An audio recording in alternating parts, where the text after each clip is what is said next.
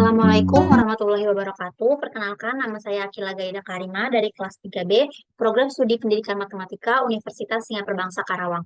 Di video ini, saya akan membahas analisis hasil observasi mengenai pengelolaan peserta didik pada 3 sekolah yang telah saya observasi.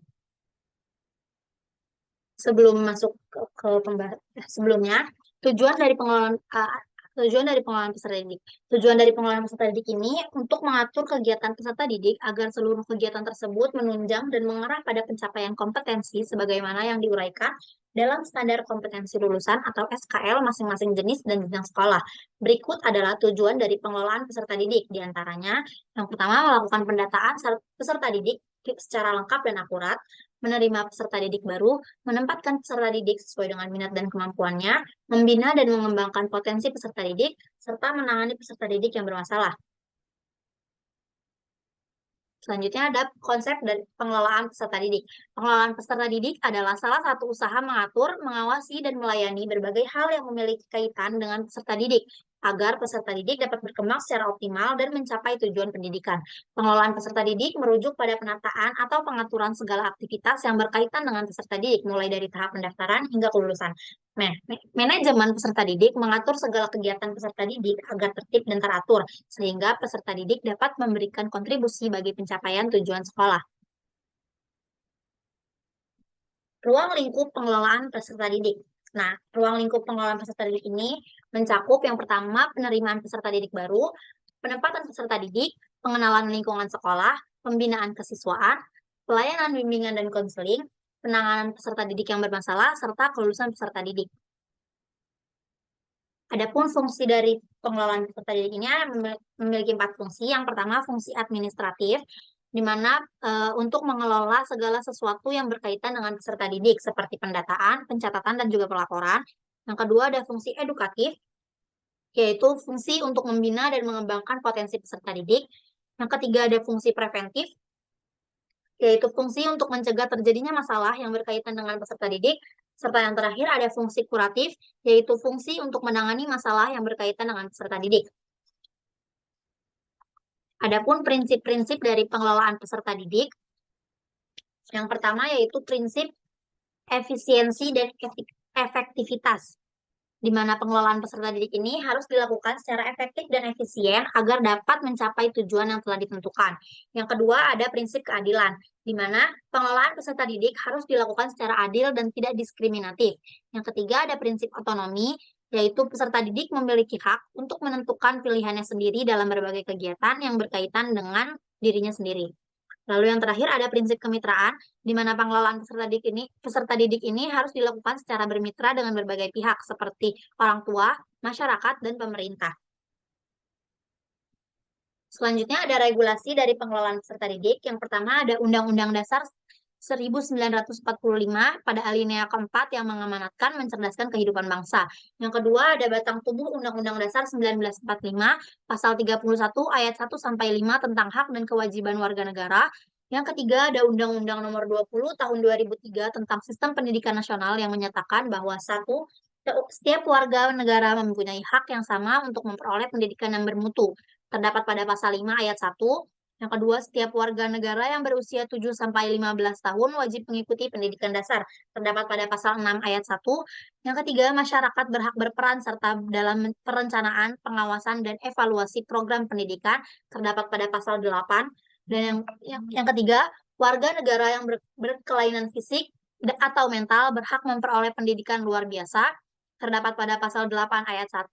Serta setiap peserta didik pada setiap satuan pendidikan berhak mendapatkan pelayanan pendidikan sesuai dengan bakat, minat, dan kemampuannya. Terdapat pada pasal 12 ayat 16. Selanjutnya, sekolah-sekolah yang saya observasi, diantaranya yang pertama ada MA Nihayatul Amal Rawamerta, yang kedua ada SMA Negeri 3 Cikampek, dan yang ketiga ada SMP Negeri 4 Setu. Adapun identitas dari MA Nihayatul Amal itu sendiri, NPSN-nya 20277058, berstatusnya sebagai sekolah swasta, bentuk pendidikannya SMA, status kepemilikannya milik yayasan, untuk SK pendirian sekolah, tanggal SK pendirian, serta SK izin operasional dan juga tanggal SK izin operasional bisa dilihat sendiri. Lalu untuk kurikulumnya menggunakan kurikulum Merdeka dan sudah terakreditasi A. Adapun kelemahan dan kekuatan dari SMA Nihayatul Amal ini, untuk kekuatannya, sekolah menyediakan program beasiswa Ar-Razak Foundation yang bekerja sama dengan Amerika untuk peserta didik yang berprestasi, serta beasiswa dari pemerintah seperti beasiswa KACER atau Karawang Cerdas dan PIP. Selanjutnya, peserta didik telah menjuarai banyak kejuaraan di berbagai bidang, baik dalam hal akademik maupun non-akademik, mulai dari tingkat kabupaten hingga tingkat nasional. Sekolah memberikan program binaan khusus seperti bimbel untuk peserta didik yang akan mengikuti perlombaan selama 1 bulan sebelum perlombaan. Lalu, sekolah menyediakan seragam yang dibagikan kepada peserta didik di awal tahun ajaran. Lalu, sekolah menyediakan asrama untuk peserta didik. Jumlah peserta didik di sekolah ini cenderung stabil setiap tahunnya, serta terdapat kegiatan ekstrakurikuler yang dapat membantu meningkatkan potensi dan kualitas peserta didik. Adapun kelemahan dari SMA Nihayatul Amal ini, pendaftaran peserta didiknya baru hanya dilakukan secara offline, datang ke sekolah, tidak menyediakan pendaftaran secara online. Untuk kurikulumnya ini digunakan kurikulum yang masih kolaborasi, di mana kelas 10 dan 11 menggunakan kurikulum Merdeka, sedangkan kelas 12 masih menggunakan kurikulum K13. Selanjutnya ada SMA Negeri 3 Cikampek dengan NPSN 699151812, berstatus sebagai sekolah negeri, bentuk pendidikan SMA, status pemilikannya milik pemerintah daerah. Untuk SK pendirian sekolah, tanggal SK pendirian, SK izin operasional, dan tanggal SK izin operasional bisa dilihat. Dan kurikulum yang digunakan, kurikulum Merdeka, sudah terakreditasi A. Adapun kelemahan dan kekuatannya, untuk kekuatannya sendiri, peserta didik telah menjuarai banyak kejuaraan di berbagai bidang, baik dalam hal akademik maupun non-akademik, mulai dari tingkat kabupaten, tingkat nasional, sampai tingkat internasional. Sekolah menyediakan program pendukung baik di bidang akademik maupun non-akademik untuk membantu meningkatkan potensi dan kualitas peserta didiknya. Sekolah menyediakan beasiswa dari pemerintah seperti beasiswa KACER, Karawang Cerdas, dan beasiswa PIP. Jumlah peserta didik di sekolah ini juga meningkat di setiap tahunnya, serta terdapat kegiatan ekstrakurikuler yang dapat membantu meningkatkan potensi dan kualitas peserta didik. Selanjutnya, untuk kelemahannya, pendaftaran peserta didik ini hanya tersedia via online, jadi tidak menyediakan pendaftaran offline. Yang selanjutnya, sekolah tidak menyediakan seragam sekolah, jadi hanya menyediakan seragam untuk seragam olahraga saja. Lalu kurikulum yang digunakan juga masih kolaborasi, di mana kelas 10 menggunakan kurikulum Merdeka, sedangkan kelas 11 dan 12 masih menggunakan kurikulum K13. Selanjutnya ada SMP Negeri 41 dengan yang di mana NPSN-nya 20254067, berstatus sebagai sekolah negeri, bentuk pendidikannya satuan SMP, status kepemilikannya milik pemerintah daerah. Untuk SK pendirian sekolah, tanggal SK pendirian, SK izin operasional, dan tanggal SK izin operasional bisa dilihat. Kurikulumnya sudah kurikulum Merdeka dan terakreditasi A.